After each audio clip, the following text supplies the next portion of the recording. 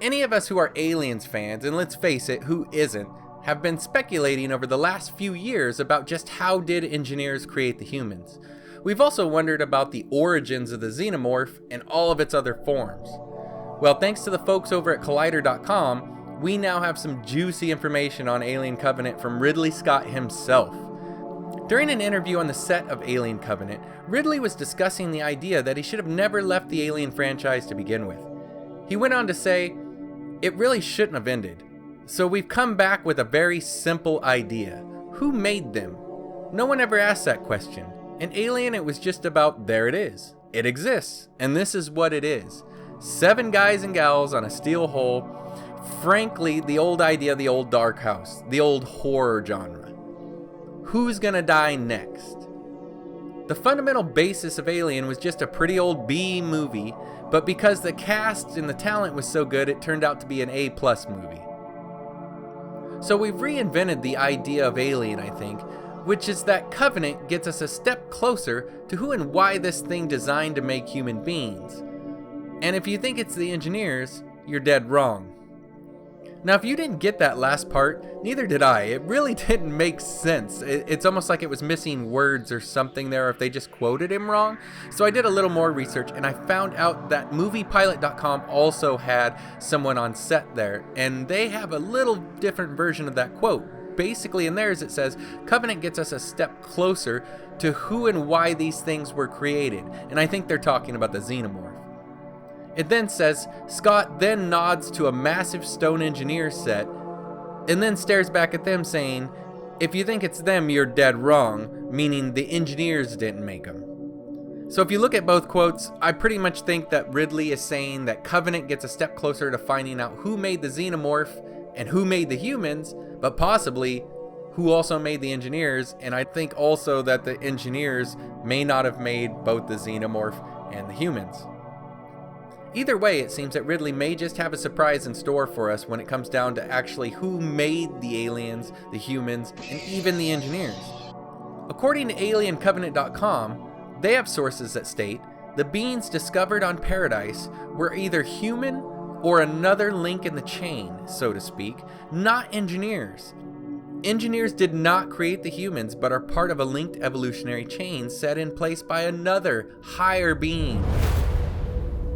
They were also told that this is not the first time humans, or another humanoid within this chain, has been to Paradise. The writers at AlienCovenant.com then say that they believe this is confirmed in the newest trailer where you see wheat growing on the planet. Humans, engineers, and 3 to 4 other iterations of humanoid beings have been created and seeded throughout many universes. The engineer-alien debacle is not limited to our own galaxy. Mankind as we know are the 4th or 5th generation of this chain, not the product of natural selection and ape evolution. Paradise is essentially the cradle of creation within our galaxy, a loose reference to the Garden of Eden. Those above the engineers are widespread, and Paradise is just like a headquarters for them within this galaxy. It was also said that the beings above the engineers and humans have the ability to affect climates and essentially the cores of planets, manipulating gravitational forces to elicit massive scale natural disasters and alterations. Their sources hinted that the great floods and ice ages reported in biblical scriptures were actually manipulated phenomena by those above the engineers, and that they use this technology to transform worlds and reset ecosystems. Beyond what their sources relayed to them, they speculated that these humanoids are somehow in competition with one another, vying for dominance of the universe, with unique technology native to each species' origin, both human and engineer, and are attempting to wipe out the others from existence so that they may rule unchallenged. To me, this all seems pretty plausible, especially when you take in other interviews with Ridley Scott in the past. After the movie Prometheus, Movies.com had an interview with him where they asked about the whole fact that it may have been scripted for engineers to be targeting our planet for destruction because we crucified one of their representatives, and that Jesus Christ may have been that guy, and that he was an engineer. Was this ever discovered? Ridley Scott replied by saying, "We definitely did, but then we thought it was a little too on the nose. But if you look at it like an our children are misbehaving down there scenario, there are moments where it looks like we've gone out of control. Running around with armor and skirts," of course referring to the Roman Empire, "and they were given a long run, 1,000 years before they broke up. And if you say, let's send one of our emissaries down there to see if he can stop it, guess what? They crucified him." So finally, I do want to leave you with this little food for thought. I read this also on the movies.com article. They said that Prometheus unfolds on the moon designated LV-223, which we all know. But they referenced the New International Version of the Bible and looked at Leviticus 2:23. And it's got a really interesting quote that says, "For generations to come, if any of your descendants are ceremonially unclean and yet comes near the sacred offerings that the Israelites consecrate to the Lord, that person must be cut off from my presence. I am the Lord."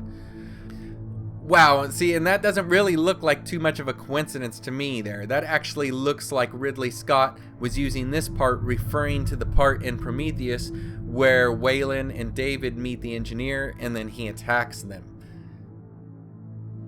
Imagining many years before Alien 1 and discovering these creatures which are called engineers, which are superior to us.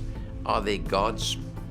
Not really, and therefore it raises a bigger question, well, who is God? Who made them? So I'm trying to layer this cake into a much bigger, larger question than a monster in a tin can killing people. Even though it was formidable, we got to go bigger than that, okay? So what do you guys think?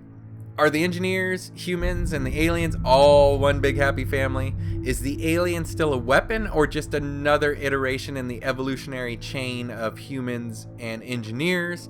Is Ridley Scott crazy? Is this stuff all crazy, or is any of this real?